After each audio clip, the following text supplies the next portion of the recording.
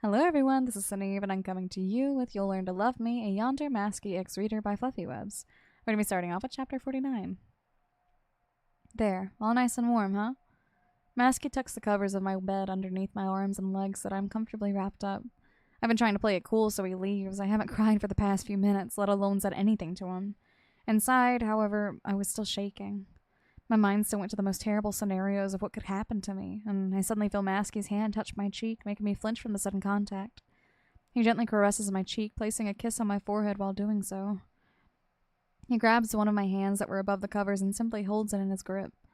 I glance over to him. He looks relieved, happy, and relaxed, maybe. The exact contrary of how I'm feeling. I'll keep you safe, sunshine. He holds my hand against his cheek with a seemingly reassuring smile. Yeah, keeping me safe until he finally goes crazy and ends my life like he did with other innocent women. He finds comfort in my touch, placing a kiss on the back of my hand. He won't leave anytime soon unless I do something. He places my hand back down onto the covers, intertwining his fingers with mine. A sudden light from the outside brightened up my room for a split second before it was followed by an almost ear-splitting crash, making me fear for my safety. A rush of panic came over me as I quickly ducked for cover underneath the warm blankets on top of me, shoving my face into the safety of my pillow. The rain pattered against the glass of my window as the audible wind ran past the leaves of trees. The weather outside looked like something out of a cliche movie. You know, the ones that include tropical storms and such, but this is irrelevant of the moment. I hear a soft chuckle erupting from Masky as I feel the weight of his hand on top of my head. It's just thunder, Masky states the obvious fact, petting the top of my head. Yeah, no kidding, but, being already panicked because of a certain murderer and adding sudden loud noises doesn't make up for the best combination. But hey, now that I think about it, I can use this weather to my advantage. I carefully peek from under the covers, finding Masky simply smiling at my actions. Masky? Tim. He cuts me off. Ah, he's back to that, huh? Fine, as long as I get him out of here. Tim, Lou is still out there, I point out, glancing at the thunderstorm right outside my window. Masky arches a brow. So? He utters out, shifting himself into a more comfortable position on the edge of my bed. You should go get him. He's going to get sick. I don't want that to happen to him. I state with a frown. Masky purses his lips and looks out the window, rather debating whether he should go out in the dark, stormy weather, just to find his so-called partner. Please? I hadn't a plead, willingly grabbing his hand to pursue him further. He shortly looks into my begging eyes before letting out a sigh of defeat, and he stands up from the bed as I release his hand. He opens up one flap of his jacket, pulling out a signature mask from one of his inside pockets. Fine, he sighs, wrapping the strap of the mask over his head and placing the mask on top of his hair.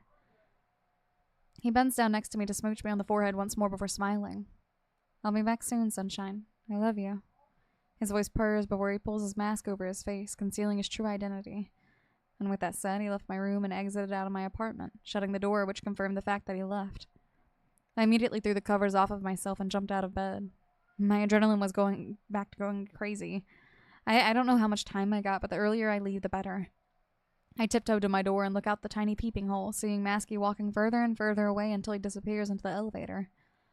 I let out a relieved sigh. Just wait a few more minutes until he's gone for sure, and then book it. But where? Where do I go? Where do I stay the night? I've already stayed at Logan's. I can't return there anymore. It's either go to a Samantha for help or be homeless. But it would be too obvious if I head straight to Samantha's. Maybe going from city to city by foot would be my only option, or... I took a long drag from my cigarette before blowing out a cloud of smoke which quickly dissolved in the rain. Damn the shitty fucking weather. If Lou just followed the plan from the beginning, I wouldn't be here in the first place. I didn't like the idea of leaving Wyan all alone, but since she urged me to find Lou, I couldn't really resist. It's difficult for me to say no when she pulls off the innocent expression of hers. I sigh irritably, throwing the smoking stick from between my fingers onto the ground. It's not easy smoking in the middle of a thunderstorm. I push my mask back down over my face and glance around. If I don't find Lou in about 10 minutes, I'm leaving him be. He can handle himself just fine and find his way back. I pull the collar of my jacket further up to warm myself up a bit more. It's freezing out here. The unforgiving cold just nips at my exposed skin as I try to keep myself shielded from the cold. I let out a sigh, running a hand through my hair to remove any hairs stuck onto my forehead due to the rain. I walk down the street, occasionally glancing from left to right, no one in sight. Who would be outside in this weather anyway? I grunt before looking up ahead, and coincidentally, I managed to make it to the hospital. Maybe that fucker is hiding in there with that one nurse. Shit, I forgot her name, too. I shake my head and sigh. Whatever, I know what she looks like. I can just go in there and ask her at the reception. Maybe she's seen Lou. I pull my mask off and shove it into my jacket before making my way into the hospital. I'm soaked from head to toe as I walk inside the building. My shoes made an annoying squeaking sound against the marbled floor with each step I took due to the wet sole. I drag myself over to the receptionist, which happens to be a female. Just a detail I thought to take note of. She gives me the usual forced smile and asks what I need help with. Yeah, I'm looking for a nurse that's about this tall. I put my hand down somewhere beneath my shoulder on the middle of my torso. She's shorter than YN, that's for sure. Brown eyes, tan skin, short brown hair, looks like she's 19 or so. I explain the most I can remember of that girl, and the receptionist purses her lips for a moment before her eyes lighten up. Oh, Samantha Collins? She questions. And once she said the nurse's name, I immediately recognized it. How could I not remember her? I quickly nod as the receptionist heads over to the computer she has. Her nimble fingers tap over the multiple keys of the keyboard before she turns to me. Sorry, she's already clocked out. I'm sure she's on her way home or she's already home, she states. Damn it. Also, have you seen a tall guy with stitches over his face, green eyes, brown hair? I ask. The receptionist is quick to shake her head in denial. No, I don't think anyone like that came in today, she states. I click my tongue in irritation. Thanks for your help. I tap the counter as a goodbye before turning on my heels and going out as I hear the receptionist let out a faint "Have a good nice evening." I return to the dark, cold, and windy weather. Great. Now what? Would YM be disappointed if I don't look for Lou? I mean, damn, I could already see the disappointing look in her eyes. I scoff to myself, wiping my face with my wet hand. Keep your head on your task. I stuff my hands into my pockets before continuing to walk around. We can better appear soon. I glance over to the passed-out male on the couch. I hope Logan doesn't mind if I borrow his money. Turns out his door had been unlocked this entire time. I could have been inside a long time ago if I just twisted the knob open. I already had an entire idea planned out. These stacks of hundreds of bills would keep me going for at least a couple of months, hell, maybe even a year, depending what kind of bills were in here. There were 50s, 20s, hell, there were even a few hundreds in there. I shoved the stack of money into one of my pockets of my jacket that I took from home before quickly sneaking out of the house. Is this stealing? Well, technically speaking, yes it is, but I need it more than he does. This fucker earns money from dealing drugs and uses the money to buy drugs once again. My plan is to find a motel and go from there. Hell, I won't even bother to take my car in case they somehow manage to track me down because of it. I cautiously look around. Masky could still be near my neighborhood, and if I'm not careful enough, he could spot me. Every move I make has to be calculated and careful. I cross the street and pull my hood up to protect myself from the rain. Sheesh, it's really pouring down today. I glance up to the sky. Black and gray-looking clouds that were filled with malice turned and roiled with anger. They looked like they were just about ready to strike another lightning bolt down onto Earth. The sky lights up for a split second before a loud rumble in the distance could be heard. Not being prepared for the loud thunder, I felt my shoulders jump in a scare before I shook my head at myself. Pathetic, I really need to be at least a bit tougher. I sigh, continuing to walk forward. No phone, no map, I could end up lost, and with all this money, I could buy a new phone, but that would just be wasting money. But then again, I need the advanced technology we have. The option to view where you are, wherever you want, is truly amazing nowadays. I'll make up my mind later on whether to get one or not. It could come in handy, maybe as a lifesaver even, you never know. I stuffed my hands down my pockets, one of my hands fiddling with the dollar bills inside of the pocket. I don't know where the nearest motel, hotel, or whatever it could be, so I'm just going to trust my gut on this one. Maybe I'll spot some people around, and I'll ask them directions as soon as I find someone. I walked for about, an hour or so? At least it felt like an hour.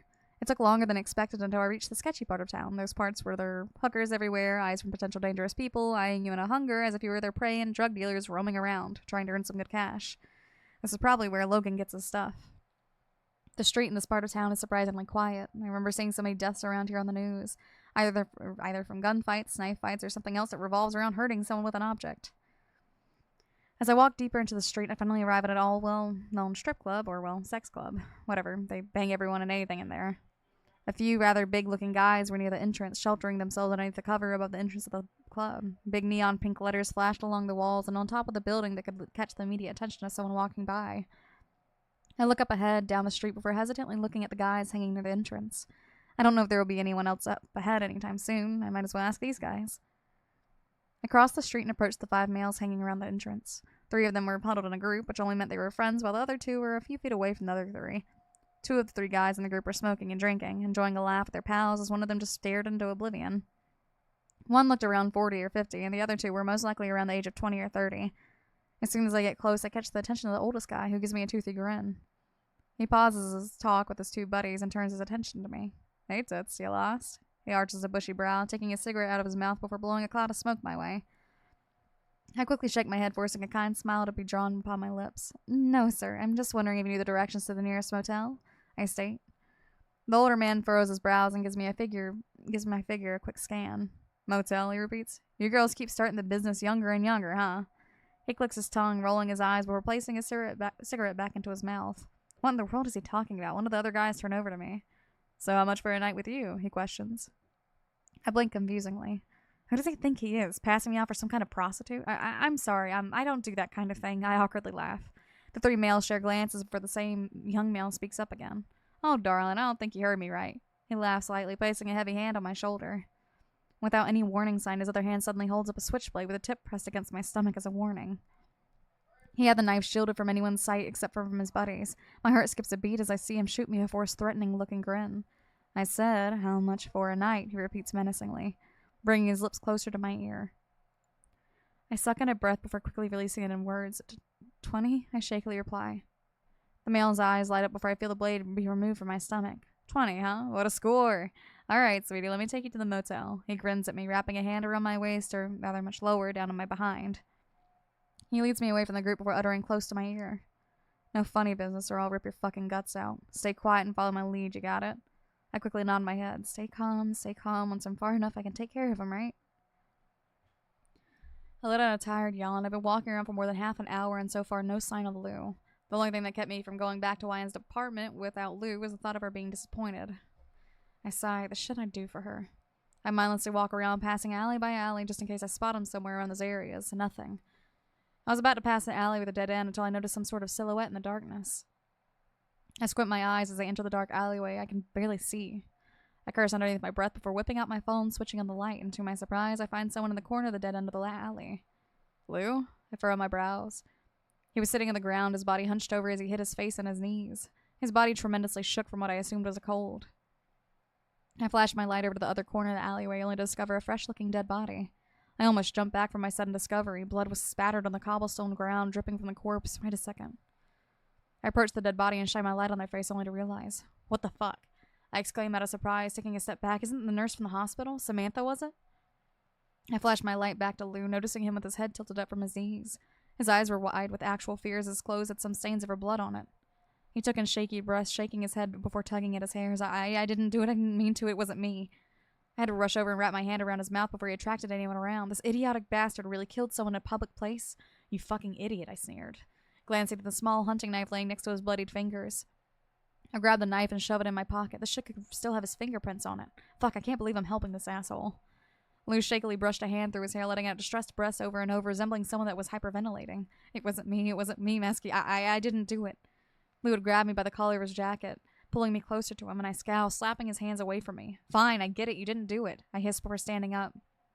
I don't have much patience to stand in the cold anymore. Get up, you ass, you need to get the fuck out of here. I state. He didn't seem to budge. I groaned to myself harshly, gripping his collar and forcing him onto his shaking feet. I almost feel some pity for this poor bastard, shaking so much he could barely stand up straight. I pushed him ahead of me, urging him out of the alleyway. I take a quick glance over my shoulder to look at the corpse. Damn, he really fucked her up good. I shake my head before exiting the narrow alley. Finally found this bastard. Now I can finally head back to YN. Author's note. Little info, because when the story was pretty popular, I had people sending in memes through QTub, and they're all there in later chapters. But since there's so many, I ain't doing that here on Wattpad. However, I'll add some which were some of my faves. Meme was made by deactivated account. I don't see a meme, so I cannot show you guys. Anyways, that is the end of that chapter. The chapter after that one is chapter 50. Let me know what you guys thought about that, and I will see you guys in the next episode. Bye-bye!